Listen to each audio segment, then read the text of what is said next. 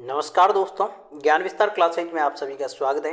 और दोस्तों एक बार फिर आपके सामने हाजिर हूँ मैं करंट अफेयर्स की क्लास को लेके, जिसमें अपन राष्ट्रीय समसामयिकी के महत्वपूर्ण क्वेश्चनों की प्रैक्टिस करेंगे, जो आपके आने वाले सीटी एग्जाम और अन्य सभी एग्जाम के लिए बहुत ही महत्वपूर्ण रहने वाली है। तो जरूर से इस वीडियो को पूरा देखिएगा और ज़्यादा से ज़्यादा शेयर करिएगा। और पिछली वीडियो नहीं देखी है तो उनको भी आप जरूर से देखिएगा, वो भी बहुत ही महत्वपूर्ण आपके लिए रहने वाली है। तो बढ़ते आज की क्लास को आगे।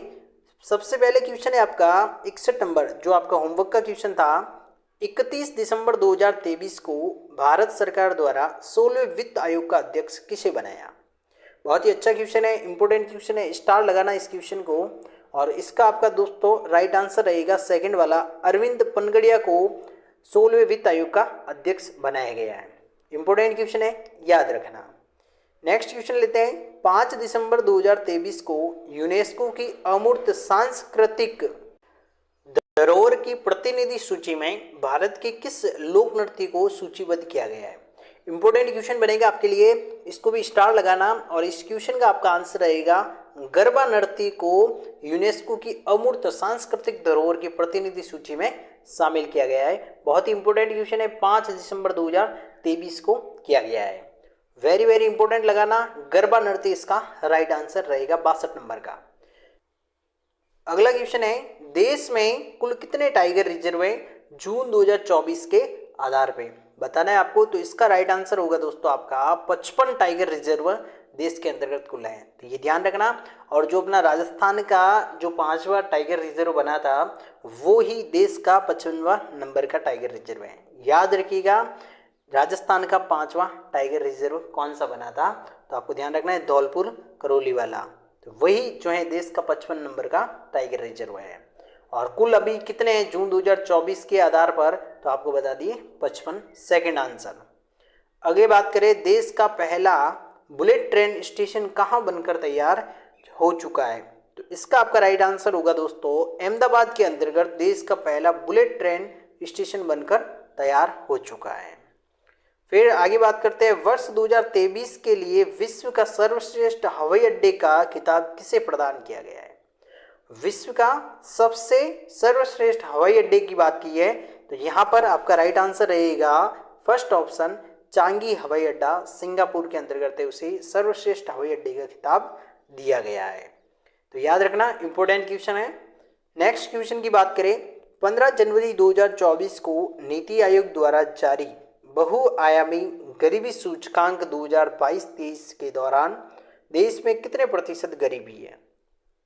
अच्छा क्वेश्चन है, इंपॉर्टेंट क्वेश्चन है, याद रखिएगा।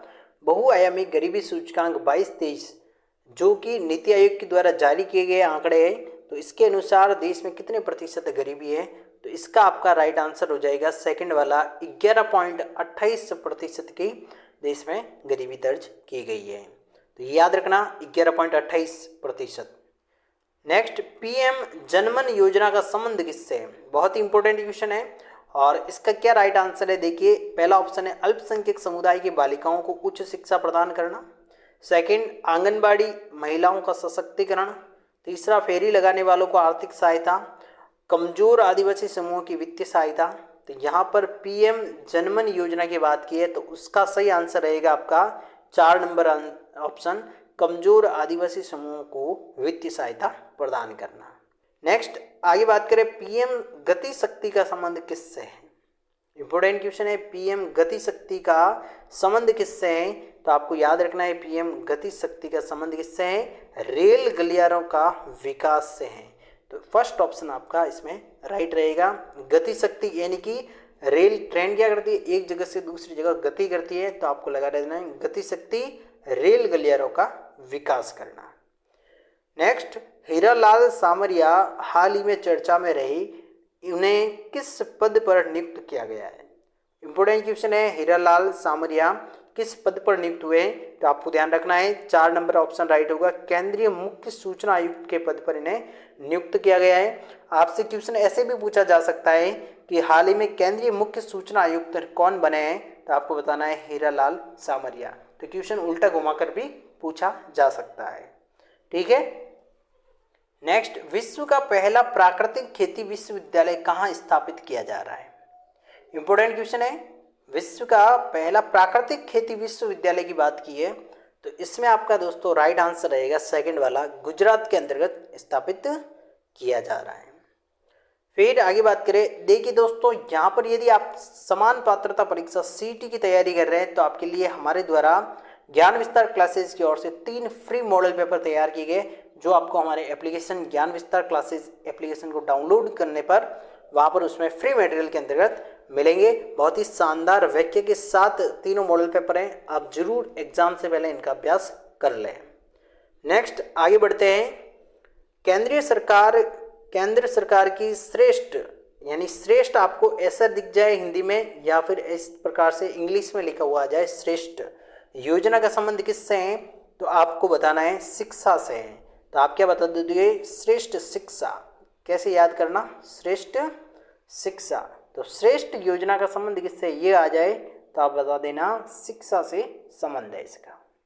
ठीक है, अगला क्वेश्चन है अपना, केंद्र सरकार द्वारा उज्ज्वला योजना की प्रति सिलेंडर सब्सिडी कितने रुपए प्रदान की जाती है, तो आपको बता देना है इसमें केंद्र सरकार के द्वारा 300 रुपये उज्ज्वला योजना के प्रति सिलेंडर यानी गैस की टंकी पर सब्सिडी प्रदान की जाती है। और इनको टंकी कितने में दी जाती है, तो आपको ध्यान रखना है 450 रुपये के अंतर्गत इनको सिलेंडर दिया जाता है, उज्ज्वला योजना के अंतर्गत और बीपीएल वालों को, दोनों को।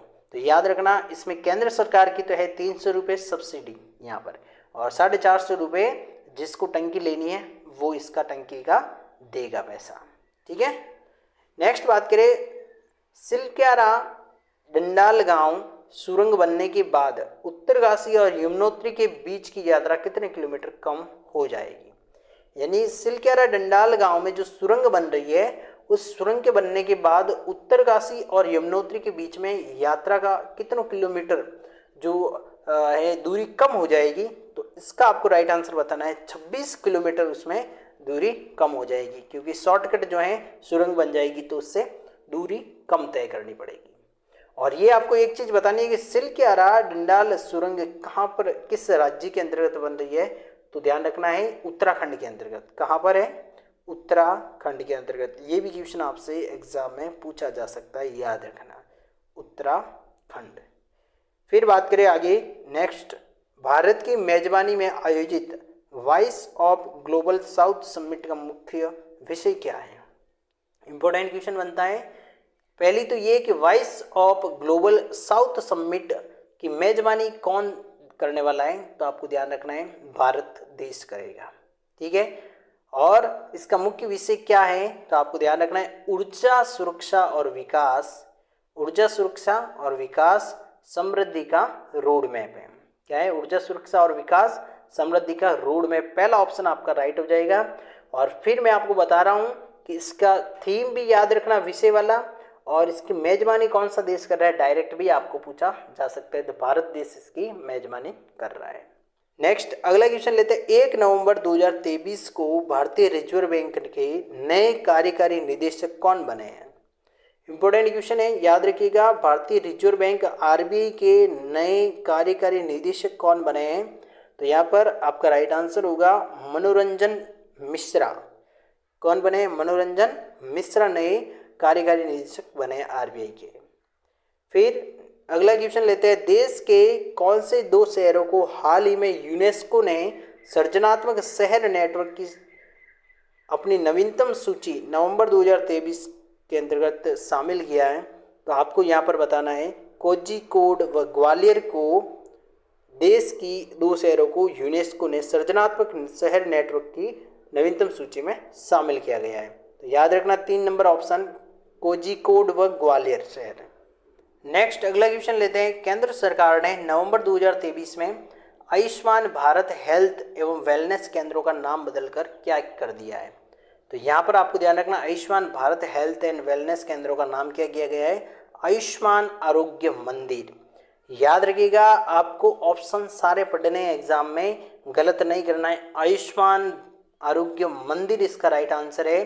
किसी प्रकार का मंदिर या कोई भी ऐसे देख के आप टिक मत करना, ऑप्शन पूरे पढ़ना है, नहीं तो फिर आपका गलत हो सकता है। नेक्स्ट क्वेश्चन, प्रधानमंत्री कुसुम योजना के क्रियान्वयन में देश में पहला स्थान किस राज्य ने प्राप्त किया है, तो सीधा सीधा आ जाए तो बता देना महाराष्ट्र के अंतर्गत कुसुम योजना का क्रियान्वयन में देश का पहला स्थान रहा है महाराष्ट्र का। और यहाँ पर यह भी पूछा जा सकता है कुसुम योजना का संबंध किससे है, तो आपको बता देना सौर ऊर्जा पंप से है। क्या बता देना, सौर ऊर्जा पंप से बता देना। सौर पंप भी कह सकते हैं या सौर ऊर्जा पंप, जो सौर ऊर्जा से पंप चलते हैं उनको कहा जाता है पानी के पंप वाली। तो ये कुसुम योजना सौर ऊर्जा पंप से संबंधित इसका संबंध है। नेक्स्ट, संयुक्त राष्ट्र विश्व पर्यटन संगठन द्वारा भारत के किस गांव को दुनिया के सर्वश्रेष्ठ पर्यटक गांवों की सूची में शामिल किया गया है, तो आपको यहाँ पर बताना है धोरडा, गुजरात। फर्स्ट ऑप्शन आपका राइट रहेगा। तो धोरडा गांव को दुनिया के सर्वश्रेष्ठ पर्यटक गांवों की सूची में शामिल किया है और ये गुजरात के अंतर्गत है। अगला क्वेश्चन लेते हैं, प्रधानमंत्री किसान सम्मान निधि योजना का शुभारंभ कब किया गया। बहुत ही अच्छा क्वेश्चन है और इंपोर्टेंट क्वेश्चन बनता है आपके एग्जाम के हिसाब से, स्टार लगाना। प्रधानमंत्री किसान सम्मान निधि, पीएम सम्मान निधि की बात कर रहा है, तो इसका शुभारंभ कब किया गया था, तो इसका राइट आंसर आपका रहेगा 1 फरवरी 2019 को। कब किया गया, 1 फरवरी 2019 को। और एक चीज़ ध्यान रखना, इसमें अभी नवीनतम परिवर्तन हुआ है, 2000 रुपये की राशि बढ़ाई है, यानी कि इस योजना के तहत पहले किसानों को 6000 रुपये 3 किस्तों में 2-2 की 3 किस्तें करके 6000 एक साल में दिया जाता था। और अभी इसके अंतर्गत 2000 रुपये की राशि को बढ़ाकर अब कितना हो गया, ये 8000 रुपये किसानों को मिलेगा प्रधानमंत्री किसान सम्मान निधि योजना के अंतर्गत। तो याद रखिएगा, योजना कब से शुरू की गई, 1 फरवरी 2019 से। और वर्तमान में कितने पैसे मिलेंगे किसानों को, तो 8000 रुपये की निधि मिलेगी। और कितना बढ़ाया ये पूछ दे तो 2000 रुपये, पहले कितने मिलते थे, तो 6000 रुपये। बढ़े आगे, अगला सवाल है, सुकन्या समृद्धि योजना का शुभारंभ कब किया गया, तो आपको इसका आंसर जो है कमेंट करके बताना है। ये आपका होमवर्क का क्वेश्चन है, सुकन्या समृद्धि योजना का शुभारंभ कब किया गया। बहुत ही इंपॉर्टेंट क्वेश्चन बनता है और इसमें जो है पोस्ट ऑफिस के अंतर्गत नवजात बालिकाओं का खाता खुलवाया जाता है। तो याद रखिएगा, इसका शुभारंभ कब किया गया है बताना है कमेंट करके। और आज की वीडियो कैसी रही वो भी बताना है मेरे को, कि आपको जो अपने करंट के सवाल रहे थे वो किस प्रकार के रहे और कितने महत्वपूर्ण सवालों के आपको आंसर आते थे, वो भी मेरे को कमेंट में करके बता दीजिएगा। और दोस्तों, यदि आप राजस्थान करंट अफेयर्स की बहुत ही अच्छी बेहतरीन तैयारी करना चाहते हैं तो हमारे द्वारा आपके लिए अक्टूबर 2023 से लगाकर दिसंबर 2024 तक के लिए माहवार यानी प्रत्येक महीने के टॉपिक वाइज इम्पोर्टेंट जितने भी आपके क्वेश्चन रहते हैं, प्रत्येक महीने के माहवार इम्पोर्टेंट क्वेश्चनों की यहाँ पर टेस्ट सीरीज आपके लिए तैयार की गई है। तो नाम मात्र शुल्क लागत मूल्य पर 51 रुपये में आपके लिए अवेलेबल करवाई गई है। और 15 महीने के इसमें टेस्ट आपके जुड़ेंगे, प्लस आपके मैराथन टेस्ट भी इसमें जोड़े जाएंगे। तो आप जरूर से यदि राजस्थान करंट अफेयर्स की तैयारी कर रहे हैं तो इसको ज्वाइन कर दीजिएगा। बहुत ही शानदार और बहुत ही आनंददायक आपके लिए टेस्ट सीरीज रहने वाली है। तो जरूर से शेयर करें ज़्यादा से ज़्यादा और चैनल को सब्सक्राइब जरूर कर दीजिएगा। तो दोस्तों, मिलते हैं अगली वीडियो में, तब तक के लिए धन्यवाद। जय हिंद, जय भारत।